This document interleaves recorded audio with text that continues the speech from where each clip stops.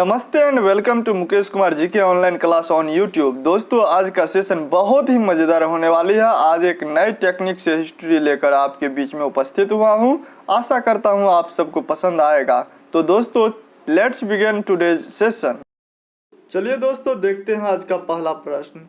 दोस्तों आज का पहला प्रश्न है, निम्नलिखित में से कौन सी ताम्रपाषाणिक ग्रामीण संस्कृति प्राचीनतम है। दोस्तों इस प्रश्न का सही आंसर है गो आहार संस्कृति। इस प्रश्न से संबंधित महत्वपूर्ण तथ्य के बारे में देखिए दोस्तों, वो ये है, पत्थर और तांबे के उपकरणों के कारण कहलाने वाली ताम्रपाषाणिक ग्रामीण संस्कृति का सबसे प्राचीनतम साक्ष्य दक्षिण पूर्व भारत में पाई गई आहार संस्कृति से प्राप्त होते हैं। यह 2600 से 1800 ईस्वी पूर्व के समय में दक्षिण पूर्व राजस्थान के क्षेत्र में फैली थी। अन्य ताम्रपाषाणिक काल इस प्रकार है, कायथा संस्कृति 2000 से 1400 ईस्वी पूर्व तक था। मालवा संस्कृति 1900 से 1400 ईस्वी पूर्व तक था। रंगपुर संस्कृति 1700 से 1400 ईस्वी पूर्व तक था। जोड़वे संस्कृति 1500 से 900 ईस्वी पूर्व तक था। दोस्तों चलिए देखते हैं अगला प्रश्न। हम यह आज कैसे जानते हैं कि पूरा पाषाण युग में भारत में शुतुरमुर्ग होते थे। दोस्तों इस प्रश्न का सही आंसर है को। महाराष्ट्र के पटनेपुरा स्थल से शुतुरमुर्ग के अंडों के अवशेष मिले हैं। चलिए दोस्तों देखते हैं इस प्रश्न का महत्वपूर्ण तथ्य क्या है। दोस्तों इस प्रश्न का महत्वपूर्ण तथ्य है, भारत में पूरा पाषाण युग के दौरान शुतुरमुर्ग होते थे। महाराष्ट्र के पटनेपुरा स्थल से शुतुरमुर्ग के अंडों के अवशेष मिले हैं। इनके कुछ छिलकों पर चित्रांकन भी मिलता है। इन अंडों से मनके भी बनाए जाते थे। चलिए दोस्तों देखते हैं अगला प्रश्न। दोस्तों अगला प्रश्न है, दोस्तों आज का सेशन बहुत ही महत्वपूर्ण है, अतः इसे देखते समय कॉपी और कलम लेकर अवश्य बैठे। हड़प्पा सभ्यता का पतन कैसे हुआ। दोस्तों इस प्रश्न का सही उत्तर है को ABD, अर्थात ए में है ऐसा लगता है कि शासकों का नियंत्रण समाप्त हो गया, बी में है जंगलों का विनाश हो गया और डी में है संभवतः नदियां सूख गई थी। चलिए दोस्तों इस प्रश्न का महत्वपूर्ण तथ्य देखते हैं। दोस्तों इस प्रश्न का महत्वपूर्ण तथ्य है, हड़प्पा सभ्यता का उदय 2600 ईस्वी पूर्व से 1900 ईस्वी पूर्व के दौरान माना जाता है। लगभग 3900 साल पहले इस सभ्यता का पतन माना जाता है। विद्वानों के मतानुसार इसके निम्नलिखित कारण हो सकते हैं। पहला है नदियां सूख गई थी, दूसरा है जंगलों का विनाश हो गया था, तीसरा है मवेशियों के बड़े बड़े झुंडों से चारागाह और घास वाले मैदान समाप्त हो गए थे, चौथा है कुछ इलाकों में बाढ़ आ गई थी, पांचवा है बाढ़ और नदियों के सूखने का असर कुछ ही इलाकों में हुआ होगा क्योंकि सभी हड़प्पा कालीन नगर नदियों के किनारे नहीं बसे थे, और छठा और अंतिम है शासकों का नियंत्रण समाप्त हो गया होगा। चलिए दोस्तों देखते हैं आज का अगला प्रश्न। दोस्तों अगला प्रश्न है, मानव इतिहास में निम्नलिखित में से कौन सी अवधि या काल सबसे लंबी है। दोस्तों इस प्रश्न का सही उत्तर है को पूरा पाषाण काल, यही सबसे ज्यादा लंबी रही है। चलिए दोस्तों देखते हैं इस प्रश्न से संबंधित महत्वपूर्ण तथ्य। दोस्तों महत्वपूर्ण तथ्य है, पूरा पाषाण काल की अवधि मानव इतिहास में सबसे लंबी है। यह प्राक ऐतिहासिक युग का वह समय है जब मानव ने पत्थर के औजार बनाना सबसे पहले प्रारंभ किया था। यह काल आधुनिक काल से 25 से 20 लाख साल पूर्व से लेकर 12,000 साल पूर्व तक माना जाता है। इस दौरान मानव इतिहास का 99% विकास हुआ है। इस काल के बाद मध्य पाषाण काल का प्रारंभ हुआ जब मानव ने खेती करना प्रारंभ किया था। चलिए दोस्तों देखते हैं अगला प्रश्न। दोस्तों अगला प्रश्न है, निम्नलिखित को पढ़िए और सही उत्तर का चयन कीजिए। ए में है मेहरगढ़ पाकिस्तान के बोलन दर्रे के पास एक उपजाऊ मैदान में स्थित है। बी में है यहाँ खेती और पशुपालन के साक्ष्य पाए जाते हैं। दोस्तों इसका सही उत्तर है घ, ए और बी दोनों सत्य है, अर्थात मेहरगढ़ पाकिस्तान के बोलन दर्रे के पास एक उपजाऊ मैदान में स्थित है, ये भी सही है। और दूसरा है यहाँ खेती और पशुपालन के साक्ष्य पाए जाते हैं, ये भी सही है। चलिए दोस्तों इस प्रश्न से संबंधित महत्वपूर्ण बातें देखते हैं। मेहरगढ़ पाकिस्तान के बोलन दर्रे के पास एक उपजाऊ मैदान में स्थित है। वह पुरातात्विक दृष्टि से एक महत्वपूर्ण स्थान है जहां नवपाषाण युग 7000 ईस्वी पूर्व से 3300 ईस्वी पूर्व के बहुत सारे अवशेष मिले हैं। यह स्थान वर्तमान में बलूचिस्तान पाकिस्तान में है। यहाँ प्राचीनतम कृषि एवं पशुपालन से संबंधित साक्ष्य प्राप्त हुए हैं, जिनसे पता चलता है कि यहाँ के लोग गेहूं और जौ की खेती करते थे। यहाँ के लोग भेड़, बकरी तथा अन्य जानवर भी पालते थे। चलिए दोस्तों देखते हैं अगला प्रश्न। दोस्तों अगला प्रश्न है, भारत के निम्नलिखित राज्यों में से किस राज्य में हड़प्पा के नगर सबसे अधिक संख्या में मिले हैं? दोस्तों इस प्रश्न का सही उत्तर है गुजरात। यहीं सबसे अधिक हड़प्पा के नगर प्राप्त हुए हैं। चलिए दोस्तों इस प्रश्न के महत्वपूर्ण तथ्य को देखते हैं। दोस्तों भारत के गुजरात राज्य में हड़प्पा के नगर सबसे अधिक संख्या में मिले हैं। गुजरात में लोथल के बाद अभी कुछ समय पहले खोजे गए धोलावीरा को भी नगर की संज्ञा दी गई है। लोथल, सुतकोटदा तथा धोलावीरा प्रमुख पतन शहर के श्रेणी में आते हैं। चलिए दोस्तों अब बात करते हैं अगले प्रश्न पर। दोस्तों अगला प्रश्न है, ऋग्वेद मूल रूप से निम्नलिखित में से किस भाषा में रची गई थी? दोस्तों इस प्रश्न का सही उत्तर है संस्कृत। ऋग्वेद मूल रूप से संस्कृत भाषा में रची गई थी। चलिए दोस्तों इस प्रश्न से संबंधित महत्वपूर्ण तथ्य देखते हैं। ऋग्वेद मूल रूप से संस्कृत भाषा में रची गई थी। वेदों की रचना वैदिक काल में हुई थी। वैदिक सभ्यता आर्यों द्वारा निर्मित की गई और आर्यों की भाषा संस्कृत थी। ऋग्वेद को इतिहासकार हिंदी यूरोपीय भाषा परिवार की अभी तक उपलब्ध पहली रचनाओं में से एक मानते हैं। यह एक प्रमुख हिंदू धर्म ग्रंथ है। चलिए देखते हैं अगला प्रश्न। निम्नलिखित में से कौन सा स्थल प्रागैतिहासिक चित्रकला के लिए प्रसिद्ध है? दोस्तों इस प्रश्न का सही उत्तर है भीमबेटका। चलिए दोस्तों इस प्रश्न से संबंधित महत्वपूर्ण तथ्य देखते हैं। भीमबेटका स्थल प्रागैतिहासिक चित्रकला के लिए प्रसिद्ध है। होशंगाबाद और भीमबेटका क्षेत्रों के कंदराओं और गुफाओं में मानव चित्रण का प्रमाण मिले हैं। भीमबेटका भारत के मध्य प्रदेश प्रांत के रायसेन जिले में स्थित है। पुरास्थल आवासीय पुरास्थल है। इस स्थल की खोज विष्णु श्रीधर वाकनकर द्वारा की गई थी। चलिए दोस्तों बात करते हैं अगले प्रश्न पर। दोस्तों अगला प्रश्न है, वक्राकार ईंटें सिंधु सभ्यता में कहाँ से मिली है? दोस्तों इस प्रश्न का सही उत्तर है चनहुद्रो। चलिए दोस्तों इस प्रश्न से संबंधित महत्वपूर्ण तथ्य को देखते हैं। चनहुद्रो एकमात्र हड़प्पा कालीन स्थल है जहां से वक्राकार ईंटें मिली है। इस स्थल की खोज वर्ष 1931 में एन गोपाल मजूमदार के द्वारा की गई। इसका उत्खनन 1935 ईस्वी में जे.एच. मैके द्वारा की गई। इस स्थल से प्रसाधन सामग्री की चीजें भी प्राप्त हुई है। यह स्थल सिंधु नदी के बाएं किनारे पर पाकिस्तान के सिंध प्रांत में स्थित है, जबकि कालीबंगा से अलंकृत ईंटों एवं कृषि कर्म के साक्ष्य भी मिले हैं तथा लोथल से मृग मूर्ति मम्मी का प्रमाण मिले हैं। चलिए दोस्तों अगला प्रश्न देखते हैं। कालीबंगा किस राज्य में है? दोस्तों इस प्रश्न का सही उत्तर है राजस्थान। चलिए दोस्तों इस प्रश्न से संबंधित महत्वपूर्ण तथ्य देखते हैं। कालीबंगा हड़प्पा कालीन स्थल है। कालीबंगा का शाब्दिक अर्थ होता है काले रंग की चूड़ियाँ। यह स्थल राजस्थान के गंगानगर एवं हनुमानगढ़ जिले में घंघर नदी के किनारे स्थित है। इस स्थल की खोज 1952 में अमलानंद घोष ने की थी। इस स्थल की खुदाई बीबी लाल एवं बीके थापर ने की थी। इस स्थल से हड़प्पा कालीन कृषि के साक्ष्य प्राप्त हुए हैं, साथ ही साथ यज्ञ वेदियां भी प्राप्त हुई है। यहाँ से प्राक हड़प्पा के साक्ष्य भी मिले हैं। चलिए दोस्तों बात करते हैं अगले प्रश्न पर। दोस्तों अगला प्रश्न है, महापाषाण के विषय में निम्नलिखित कथनों में से कौन सा कथन सही है? दोस्तों इस प्रश्न का सही आंसर है इसका उपयोग दफन करने की जगहों को चिन्हित करने के लिए किया जाता था। चलिए दोस्तों इस प्रश्न से संबंधित महत्वपूर्ण तथ्य देखते हैं। नवपाषाण युग के बाद दक्षिण भारत में जिस संस्कृति का उदय हुआ उसे महापाषाण काल कहा जाता है। पत्थर के कब्र को महापाषाण कहा जाता था। इस प्रकार महापाषाण का प्रयोग दफन करने की जगहों को चिन्हित करने के लिए किया जाता था। महापाषाण अर्थात महा मतलब बड़ा, पाषाण मतलब पत्थर, कब्रें बनाने की प्रथा लगभग 3000 वर्ष पूर्व शुरू हुई थी।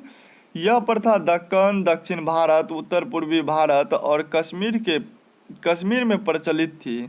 सामान्यतः मृतकों को खास किस्म के मिट्टी के बर्तनों के साथ दफन किया जाता था। साथ ही इसके साथ लोहे के औजार, घोड़े के कंकाल, पत्थर और सोने के गहने आदि भी प्राप्त हुए हैं। चलिए दोस्तों देखते हैं अगला प्रश्न। दोस्तों अगला प्रश्न है, निम्नलिखित में से कौन सा पूरा पाषाण स्थल है? दोस्तों इस प्रश्न का सही उत्तर है क, भीमबेटका एक पूरा पाषाण स्थल है। चलिए दोस्तों इस प्रश्न से संबंधित महत्वपूर्ण तथ्य देखते हैं। भीमबेटका एक समृद्ध पूरा पाषाण कालीन स्थल है। भीमबेटका रायसेन जिला मध्य प्रदेश में स्थित है। भीमबेटका गुफा से शैल चित्रों के अवशेष प्राप्त हुए हैं। चलिए दोस्तों देखते हैं अगला प्रश्न। दोस्तों अगला प्रश्न है, निम्न में से किस भारतीय साहित्यिक धरोहर का अर्थ है गुरु के पास या समीप जाकर बैठना? दोस्तों इस प्रश्न का सही आंसर है गौ, उपनिषद। चलिए दोस्तों इस प्रश्न से संबंधित महत्वपूर्ण तथ्य देखते हैं। उपनिषद दो शब्दों से मिलकर बना है, उप और निषद। उप का अर्थ होता है समीप तथा निषाद का अर्थ होता है बैठना। इस प्रकार उपनिषद का अर्थ होता है समीप बैठना। उपनिषदों की रचना वेदों की दार्शनिक व्याख्याओं के लिए की गई है। उपनिषदों की संख्या 108 है। वेदों का अंतिम भाग होने के कारण इन्हें वेदांत भी कहा जाता है। चलिए दोस्तों देखते हैं अगला प्रश्न। दोस्तों अगला प्रश्न है, लगभग 2000 वर्ष पहले वाराणसी एक प्रसिद्ध शिल्प केंद्र था जहां श्रेणी थे। दोस्तों इस प्रश्न का सही उत्तर है गौ, शिल्पकारों और व्यापारियों के संग श्रेणी होते थे। चलिए दोस्तों इस प्रश्न से संबंधित महत्वपूर्ण तथ्य जानते हैं। दोस्तों लगभग 2000 वर्ष पहले वाराणसी एक प्रसिद्ध शिल्प केंद्र था जहां शिल्पकारों तथा व्यापारियों के संघ थे। इन संघों को श्रेणी कहा जाता था। चलिए दोस्तों देखते हैं अगला प्रश्न। ऋग्वेद में गंगा नदी का कितने बार नाम आया है? दोस्तों इस प्रश्न का सही आंसर है ख, एक बार। चलिए दोस्तों देखते हैं इस प्रश्न से संबंधित मुख्य तथ्य। ऋग्वेद में गंगा नदी का एक बार तथा यमुना नदी का उल्लेख 3 बार हुआ है। वैदिक काल में सरस्वती नदी सबसे पवित्र नदी मानी जाती थी। चलिए दोस्तों देखते हैं अगला प्रश्न। दोस्तों अगला प्रश्न है, निम्नलिखित में से कौन सा हड़प्पा का स्थल नहीं है? दोस्तों इस प्रश्न का सही आंसर है घ, चिरांद। यह हड़प्पा का स्थल नहीं है। चलिए दोस्तों इस प्रश्न से संबंधित महत्वपूर्ण तथ्य देखते हैं। चिरांद नवपाषाण कालीन स्थल है जो बिहार के सारण जिले में स्थित है। यहाँ से हिरण सिंह से निर्मित उपकरणों की प्राप्ति हुई है, जबकि राखी गढ़ी, सतकाकोह तथा गंवेरी वाला हड़प्पा कालीन स्थल है। चलिए दोस्तों देखते हैं अगला प्रश्न। दोस्तों अगला प्रश्न है, पुरु, यदु और भरत वेदों में उल्लेख डैश की तरह है? दोस्तों किसकी तरह है? तो दोस्तों इस प्रश्न की सही आंसर है क, जन के तरह। चलिए दोस्तों इस प्रश्न से संबंधित महत्वपूर्ण तथ्य देखते हैं। भारत में आर्यों का आगमन 1500 ईस्वी पूर्व हुआ था, जो कई कबीलों अर्थात जन में विभक्त थे। प्रमुख कबीले थे पुरु, यदु, अनु, तुर्वस, भलानस, सेवी, विषानी तथा भरत आदि। इसका उल्लेख जन के रूप में ऋग्वेद में हुआ है। चलिए दोस्तों देखते हैं अगला प्रश्न। दोस्तों अगला प्रश्न है, भरत लोगों का एक समूह था जिसका उल्लेख ऋग्वेद में मिलता है। वे डैश में रहते थे। दोस्तों इस प्रश्न का सही उत्तर है घ, उत्तर पश्चिम भारत में। चलिए दोस्तों इस प्रश्न से संबंधित महत्वपूर्ण तथ्य देखते हैं। 1500 ईस्वी पूर्व भारत में कई अलग अलग कबीलों का आगमन हुआ जिन्हें आर्य कहा जाता था। इन्हीं कबीलों में भरत कबीला भी था, जो सरस्वती एवं यमुना नदी के बीच दोआब अर्थात उत्तर पश्चिम भारत क्षेत्र में बस गया। भरत कबीले का राजा सुदास था। चलिए दोस्तों देखते हैं अगला प्रश्न। दोस्तों अगला प्रश्न है, ऋग्वेद की मूल रचना डैश भाषा में हुई थी। दोस्तों इस प्रश्न का सही आंसर है ख, संस्कृत भाषा, अर्थात मूल ऋग्वेद की मूल रचना संस्कृत भाषा में हुई थी। चलिए दोस्तों इस प्रश्न से संबंधित महत्वपूर्ण तथ्य देखते हैं। ऋचाओं के क्रमबद्ध ज्ञान के संग्रह को ऋग्वेद कहा जाता है। इसमें 10 मंडल, 1028 सूक्ति तथा 10,462 ऋचाएं हैं तथा इसकी मूल रचना संस्कृत भाषा में की गई है। दोस्तों अगला प्रश्न है, मनुष्य ने कुछ क्षेत्रों में लगभग 8,000 वर्ष पहले गांव में रहना आरंभ किया था। निम्नलिखित में से वे क्षेत्र कौन से थे? दोस्तों इस प्रश्न का सही आंसर है ख, सुलेमान तथा किरथर पहाड़ियाँ। इन्हीं क्षेत्रों में सबसे पहले मनुष्य गांव में रहना प्रारंभ किया। चलिए दोस्तों इस प्रश्न से संबंधित महत्वपूर्ण तथ्य देखते हैं। सुलेमान तथा किरथर पहाड़ियों की खोज पुरातात्विदों द्वारा की गई, जो लगभग 8,000 वर्ष पूर्व मानव निवास की स्थिति को दर्शाता है। वर्तमान में जो क्रमशः पाकिस्तान तथा अफगानिस्तान में स्थित है। मेहरगढ़ यहीं स्थित था जहां पर प्राचीनतम मानव बस्ती के प्रमाण पाए गए हैं। यहाँ के नवपाषाण काल तथा हड़प्पा काल के साक्ष्य प्राप्त हुए हैं। चलिए दोस्तों देखते हैं अगला प्रश्न। मध्य प्रदेश में स्थित भीमबेटका एक पुराना स्थल है। दोस्तों किस काल की? दोस्तों इस प्रश्न का सही आंसर है क, पूरा पाषाणिक काल की। चलिए दोस्तों इस प्रश्न से संबंधित महत्वपूर्ण तथ्य देखते हैं। पूरा पाषाणिक स्थल भीमबेटका मध्य प्रदेश में स्थित है। भीमबेटका गुफा में शैल चित्रों के अवशेष मिलते हैं। चलिए दोस्तों देखते हैं अगला प्रश्न। ऋग्वैदिक काल में कौन से 3 देवता विशेषकर प्रमुख थे? दोस्तों इस प्रश्न का सही आंसर है ख, अग्नि, इंद्र तथा सोम। चलिए दोस्तों देखते हैं इस प्रश्न से संबंधित महत्वपूर्ण तथ्य। दोस्तों महत्वपूर्ण तथ्य है, ऋग्वैदिक काल के 3 प्रमुख देवता अग्नि, इंद्र तथा सोम थे। इंद्र सबसे प्रमुख देवता थे। ऋग्वेद में 250 बार इंद्र का उल्लेख किया गया है, जबकि 200 बार अग्नि का तथा 114 बार सोम का उल्लेख किया गया है। ऋग्वेद का 9वां मंडल सोम देवता को समर्पित है। चलिए दोस्तों देखते हैं अगला प्रश्न। दोस्तों अगला प्रश्न इस प्रकार है, किस स्थान पर मृतक को प्रायः उत्तर की ओर सिर करके दफनाया जाता था? दोस्तों इस प्रश्न का सही उत्तर है क, इनाम गांव। चलिए दोस्तों देखते हैं इस प्रश्न से संबंधित महत्वपूर्ण तथ्य। ताम्रपाषाण काल इनाम गांव महाराष्ट्र राज्य में स्थित है। यहाँ से कब्र प्राप्त हुए हैं जिसमें मृतक को उत्तर दक्षिण दिशा में दफनाया गया था, जिसमें मृतक का सिर उत्तर की ओर होता था। चलिए दोस्तों देखते हैं अगला प्रश्न। दोस्तों अगला प्रश्न है, एम्फोरा क्या है? दोस्तों इस प्रश्न का सही आंसर है ग, लंबा एवं दोनों तरफ हत्थे लगा जार। चलिए दोस्तों इस प्रश्न से संबंधित महत्वपूर्ण तथ्य को देखते हैं। तो आकार में लंबा तथा दोनों तरफ से लगे हत्थे वाले जार को एम्फोरा कहा जाता था। चलिए दोस्तों देखते हैं अगला प्रश्न। दोस्तों अगला प्रश्न इस प्रकार है, रोमन साम्राज्य में काली मिर्च की इतनी मांग थी कि इसे वहां डैश नाम से बुलाते थे, अर्थात किस नाम से बुलाते थे? दोस्तों इस प्रश्न का सही आंसर है घ, काला सोना। चलिए दोस्तों इस प्रश्न से संबंधित महत्वपूर्ण तथ्य देखते हैं। रोमन साम्राज्य में काली मिर्च को काला सोना कहा जाता था। रोमन अर्थात यवन लोगों द्वारा इसे अधिक प्रयोग किए जाने के कारण यवन प्रिया भी कहा जाता था। चलिए दोस्तों देखते हैं अगला प्रश्न। दोस्तों अगला प्रश्न इस प्रकार है, सत्यमेव जयते लिया गया है। दोस्तों इस प्रश्न का सही आंसर है ग, मुंडक उपनिषद से। चलिए दोस्तों देखते हैं इस प्रश्न से संबंधित महत्वपूर्ण तथ्य।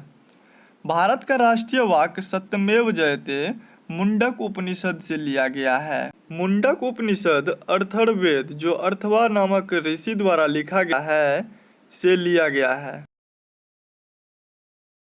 चलिए दोस्तों देखते हैं अगला प्रश्न। दोस्तों अगला प्रश्न है, भारत की प्राचीनतम नवपाषाण बस्ती है। दोस्तों इस प्रश्न का सही आंसर है घ, मेहरगढ़। चलिए दोस्तों देखते हैं इस प्रश्न से संबंधित महत्वपूर्ण तथ्य। भारत की प्राचीनतम नवपाषाण बस्ती के साक्ष्य मेहरगढ़ से मिले हैं। यह पाकिस्तान के बलूचिस्तान प्रांत में बोलन दर्रे के निकट स्थित है। यहाँ से कृषि समुदाय के उद्भव के भारतीय महाद्वीप में सबसे प्राचीन प्रमाण प्राप्त हुए हैं।